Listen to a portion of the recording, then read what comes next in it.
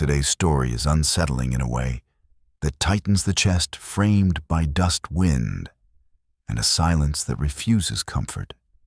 It's where loneliness and desperation collide on open ground.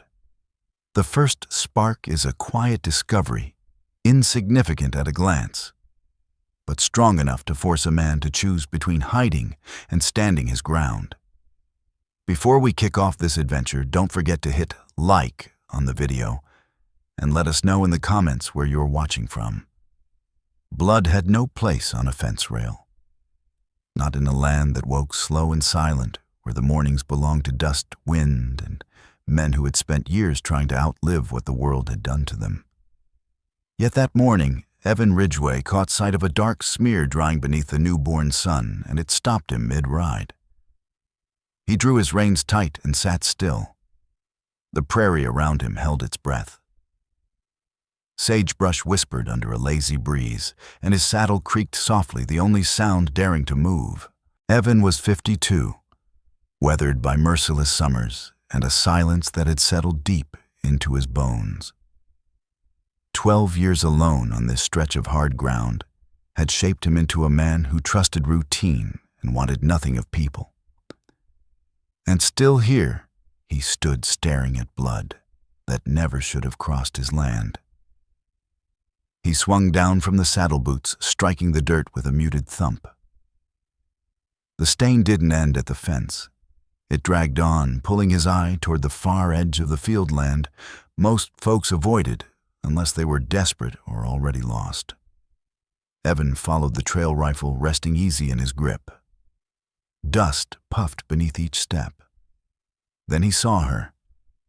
A young woman lay broken near the fence line, half swallowed by tall grass. Her dress hung in tatters, her face smeared with dirt, her breath shallow and uneven, as if she had run long past the limits of her body. One hand pressed against her side, where blood had soaked through the cloth. The other scraped weakly at the ground, like she was still trying to crawl even as her strength failed. Evan moved toward her, slowly, cautiously, the way a man moves toward a wounded creature that might still lash out from terror alone. Her eyelids trembled. When they opened, he met green eyes, dulled by pain and grit, eyes sharp with the instinct of someone who had been chased. He knelt beside her. His shadow slid across her face, and she recoiled as though darkness frightened her more than the sun ever could. When she tried to speak, the first breath shattered in her chest. The second carried a whisper he barely caught. It struck Evan somewhere deep, somewhere he believed had turned to stone years ago. He had heard fear before.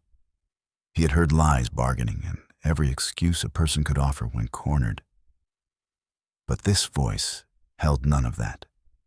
It was raw. It was begging. It was broken. Evan lifted his gaze, scanning the open country and the distant ridges. Fear like this never traveled alone. It brought riders with it, men who followed blood until there was nothing left to follow. Evan looked back down at her, at the tremor in her fingers. Dust clung to the sweat on her skin. The stubborn will it must have taken for her to reach his land at all. He knew nothing about who she was. He didn't need to. Some dangers announce themselves, some creep in quietly, and some collapse right at your feet. The question was simple now: what could drive a young woman this far into the wild? Leaving blood on a fence that hadn't seen trouble in over a decade. Evan Ridgway slid his arms beneath her, careful not to press the wound at her side. She weighed less than he expected, the kind of light that came from too many miles, walked on too little food and too much fear.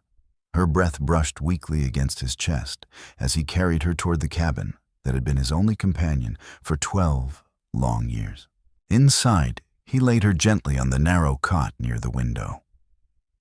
The cabin smelled of dry timber-stale tobacco and the faint bitterness of coffee left warming since dawn. It was the scent of a quiet life, one now being torn open in ways Evan had never intended. Evan Ridgway brought over a basin of water, tore a strip from a clean cloth and uncorked a small bottle of whiskey meant for bitter nights and memories he rarely touched. He washed the dirt from her wound, watching her jaw tighten as pain flared through her. She made no sound. That silence told him enough. When her eyes opened again, they were steadier than before, though heavy with exhaustion. For a few seconds, she only looked at him, weighing whether he was another threat or the one thing standing between her and the end. Evan kept his hands moving, saying nothing. Speaking too soon only made things worse. After a moment, her voice came out thin and scraped raw. "Thank you." Her fingers clutched the blanket, as if she needed proof that something solid still existed. Evan gave a single nod. "You ran a long way," he said. "Someone was after you." The words hung between them like dust caught in a shaft of evening light. She hesitated, then swallowed. "Yes. They won't stop. Not until they finish what they started." Evan leaned back on the stool beside the cot. He had seen fear like this before, years ago. Back when men with guns answered to nothing but greed, he had buried too many truths to mistake that look now. What did they start? His voice stayed level, but there was iron beneath it, the sound of a man who expected the truth and would take nothing else. The woman closed her eyes, drawing in what little strength she had left. Then she spoke. "My name is Iris Halden. My family had a small claim near Silver Mesa. We struck a vein of ore richer than anything we'd ever seen." The words came faster now. News traveled fast. Too fast. Evan felt his jaw tighten as she went on. A man named Varick Sloan wanted it. He ran the mining camp. One night he sent his men. They said they only wanted to talk, but men like that never come to talk. Her voice cracked and she pulled the blanket tighter around herself. They took the claim. They took everything. I got away because I ran when they thought I was dead. Now they want to finish it, so no one ever knows what they did. Evan stayed where he was, letting her words settle like dust after a brutal ride. He had watched greed tear families apart before, but something in her story cut deeper. Maybe it stirred old ghosts of his own. Maybe it was the way she spoke, like every sentence cost her more than she had left. Outside, a crow cried from the fence line. The land remained still, but it felt like the pause before thunder breaks. One truth grew heavier by the second. If Iris Halden was telling the truth, then danger was already closer than either of them wanted. Evan remained beside her, letting the weight of it sink into the cracks of the cabin, Silver Mesa, a stolen claim men paid to kill. It fit too cleanly, the way trouble always did when greed was guiding it. The land beyond the window lay wide and quiet, but Evan Ridgway had learned long ago never to trust quiet. Evan Ridgway rose slowly, joints stiff from decades of labor and heavier memories, and moved toward the door. He opened it just enough to scan the field beyond. Nothing stirred except the wind, folding the tall grass back and forth. The unease didn't leave him. When he turned, Iris Halden was watching, her eyes tight with worry and alertness. "Do you think they found my trail?" Evan answered with the kind of truth the plains demanded. "If they want you bad enough, they'll follow dust." He crossed the room, dragged the worn rug aside, and lifted the hidden trapdoor beneath it. The hinges complained rusty and stiff like old bones. He gestured into the darkness below. "You'll be safe down there until I know what's coming." Iris hesitated, twisting the blanket in her hands. Her voice shook. "If they come, you can't face them alone." Evan met her gaze. "I've been alone a long time. Long enough to know what I can handle." For a heartbeat, she didn't move. Then she drew a slow breath, gathered what strength she had left, and climbed down the ladder. Evan closed the trap door and pulled the rug back into place. He stood still, listening. The cabin settled with its familiar creaks, but one sound didn't belong: hoofbeats. Faint at first. Distant. Steady. Evan stepped to the window and looked toward the far ridge. 4 riders crested a low rise, their shapes moving with purpose. Men paid to track and finish a job. Men who left no witnesses. The riders slowed near the fence. One dismounted, crouching low to study the ground, while his horse tossed its head. Evan knew exactly what he was reading: tracks, blood. Signs of a wounded woman racing death. The man rose and pointed toward the cabin. Even from that distance, Evan felt the air change the instant violence finds its mark. He stepped out onto the porch. The rifle rested easy in his hands, ready. The boards beneath his boots groaned a warning. The lead rider called out, his voice sharp and dry. "We're hunting a thief, a liar, a trespasser. She passed through here. We just want to ask a few questions." Evan didn't blink. "This land doesn't get visitors. You won't find what you're looking for." The riders traded looks. Their horses shifted under the heat. Tension slid between them like a rattlesnake in brush. Evan felt the weight of the moment settle in his chest, because everything hinged on what came next. And he could see it plainly now. They weren't leaving without pushing further. The riders urged their horses closer. Dust rose as they stopped only yards from the porch. The lead man sat tall, hands loose near his holster eyes, carrying the confidence of someone who believed he'd never answer for his sins. Evan's jaw tightened, but his stance stayed calm. The rifle balanced lightly in his grip. The man spoke again. "We'll check your barn and your shed. Won't take long." Evan gave a slow nod. "A free land lets a man choose his own way," Evan Ridgway said evenly. "But you'd be wise to think twice before stepping where you're not welcome." The riders traded looks, the kind men share when trouble is about to harden. One clicked his tongue and eased his horse forward. Another followed, angling toward the barn. The third swung down and crouched near the fence, fingers moving through the dirt. Evan watched him closely. Tracking was a craft, and that man worked the ground like he knew every word of it. The lead rider, Denton Blackwell, stayed put, studying Evan as if he could strip secrets from a man with nothing but a stare. He smirked. "Quiet life you've got out here. Funny you wouldn't notice someone passing through." Evan answered with the calm of a man who had chosen silence over company for years. "I notice what matters." The tracker suddenly raised a hand. Evan felt the air tighten. The man knelt again, brushed the soil with his fingertips, then pointed straight at the cabin door. "Fresh tracks," he said. "Small, light, not yours. Someone came through here this morning." Blackwell's grin spread, the kind born from bad intent. "Looks like you've got company after all." Evan didn't move. His heartbeat stayed slow and steady, trained long ago to hold its line when survival depended on it. Inside the cabin, he pictured Iris Halden holding her breath in the dark beneath the floor. He prayed the trapdoor would hold. He prayed fear wouldn't give her away.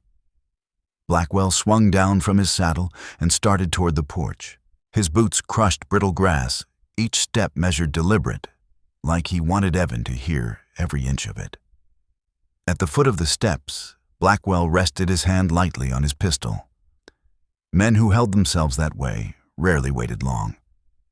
Evan lifted his rifle just a fraction, not enough to spark a fight, enough to mark the line. Blackwell tilted his head. "We're going inside." Before Evan could answer, a sharp crack sounded from behind him, a single floorboard. Just one. Just enough. Blackwell's eyes narrowed. He heard it too. In that instant, the calm morning turned hungry. Dangerous. Evan Ridgway knew the first shot was coming. The echo hadn't faded when Blackwell reached for his gun. Evan moved first, not with youth's speed, but with the precision of experience. The rifle roared once. The shot hurled Blackwell backward into the dust, where he stayed down. The others reacted at once. Gunfire split the quiet, tearing the morning open. Evan dove behind the porch rail as bullets ripped through wood splinters flying. He worked the lever, fired again, then shifted as a round chewed into the post beside his head. From inside the cabin came a muffled cry. Iris had heard it all. He prayed she stayed low. Her wound wouldn't let her fight for long. This fight was his. Two riders dove for cover behind the water trough. Another hugged the barn wall, firing short, controlled bursts. Evan Ridgway counted the shots, read their footing, measured the narrowing space between living and dying. He hadn't wanted this. He hadn't wanted anything to change. But change had arrived all the same, and Evan wasn't a man who let it trample him. While their attention stayed fixed on the porch, he broke to the side and sprinted for the barn. His legs screamed, and his breath tore at his chest, but he kept moving. Inside, among crates of forgotten tools and dust-choked memories from a mining job long behind him, he found what he needed: a single stick of blasting powder wrapped in brittle paper. The fuse was still good. He'd kept it for years, always meaning to get rid of it. He never had. With unsteady fingers, he struck a flame, whispered a brief prayer, and rolled the charge across the dirt toward the trough where the two riders crouched. It bounced once, then again. The blast tore the air apart. Dirt and smoke erupted as the trough exploded into splinters. When the haze cleared, one man lay still. The other dragged himself away, bleeding, desperate to escape. The last rider near the barn wall froze, shock written across his face. He dropped his gun, scrambled onto his horse, and fled for the hills. Silence crept back over the ranch, heavy, settled, final. Evan returned to the cabin, rifle barrels still warm. Iris Halden opened the door, pale and shaking, but alive. Her eyes flicked to the bodies, then back to him. Her voice broke. "Is it over?" "For now," Evan said. "But truth doesn't stay buried. What happened at Silver Mesa will see daylight." He pulled on his boots and reached for his hat. Iris watched from the cot, worry tightening her gaze. "Where are you going? To the nearest town," he said. "Someone has to speak for the Halden folk." Her fingers clenched the blanket. "Please don't. If they learn I'm alive, they'll come back for both of us." Evan met her eyes. The choice weighed heavy, but it was firm. They're already coming. The only question is whether they come as shadows or as men. He saddled his horse and rode out, carrying the truth on his shoulders and Iris's words in his mind. Days later, Sheriff Alden Mercer arrived with county men. Iris told her story. This time, the law listened. The land finally exhaled. Evan mended his fence in the evenings while Iris sat on the porch, the sun easing color back into her face. The quiet felt different now, not hollow, not lonely, just clean. Evan had spent 12 years hiding from the world. One stranger bleeding at his fence had reminded him of what mattered. A man isn't meant to drag his past like a chain. Sometimes he has to break it. Sometimes he has to stand. Sometimes the hardest road is the one that leads home. Finally, let me send my deep thanks to you. Thank you for listening and for allowing this story to speak to your heart. The Wild West still holds countless truths, some painful, some tender, all worth remembering. Stay with us, subscribe, comment, and invite others to discover these untamed stories. From our hearts to yours, thank you for being part of this journey. Aviso legal barra disclaimer. Each story shared here is produced for storytelling enjoyment. Certain scenes may include fictional or dramatized elements inspired by historical circumstances. although AI tools assist us in visuals narration and script development. The emotional tone, editing, and quality control are conducted by people to ensure meaningful experiences. We fully uphold YouTube's policies, using no deceptive recreations or impersonations of real individuals. All creative resources are properly licensed. Unauthorized copying, re-uploading, or remixing is not permitted. Thank you for supporting the effort behind every episode we create.